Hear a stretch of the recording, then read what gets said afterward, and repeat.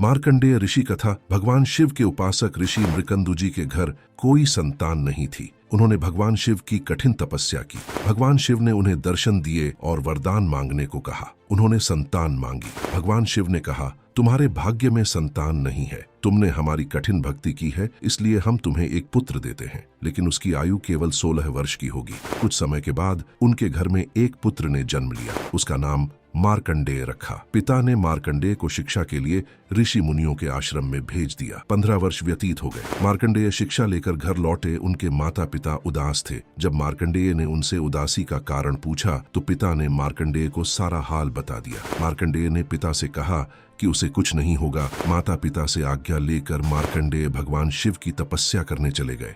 उन्होंने महामृत्युंजय मंत्र की रचना की। 1 वर्ष तक उसका जाप करते रहे। जब 16 वर्ष पूर्ण हो गए तो उन्हें लेने के लिए यमराज आए। वे शिव भक्ति में लीन थे। जैसे ही यमराज उनके प्राण लेने आगे बढ़े तो मार्कंडेय शिवलिंग से लिपट गए। उसी समय भगवान शिव त्रिशूल उठाए प्रकट हुए और यमराज से कहा कि इस बालक के प्राणों को तुम नहीं ले जा सकते। हमने इस बालक को दीर्घायु प्रदान की है। यमराज ने भगवान शिव को नमन किया और वहां से चले गए। तब भगवान शिव ने मार्कंडेय को कहा, तुम्हारे द्वारा लिखा गया यह मंत्र हमें अत्यंत प्रिय होगा। भविष्य में जो कोई इसका स्मरण करेगा, हमारा आशीर्वाद उस पर सदैव बना रहेगा। इस मंत्र का जप करने वाला मृत्यु के भय से मुक्त हो जाता है और भगवान शिव की कृपा उस पर हमेशा बनी रहती है। यही बालक बड्ढा होकर मार्कंडेय ऋषि के नाम से विख्यात हुआ। ये थी मार्कंडेय ऋषि की कहानी। ऐसी ही रोचक किस्से, कहानियां और पौराणिक कथा को जानने के लिए हमारे ओम श्री भक्ति मोबाइल ऐप को डाउनलोड करें और हमारे YouTube चैनल ओम श्री भक्ति को सब्सक्राइब करें और हमारे साथ जुड़ें।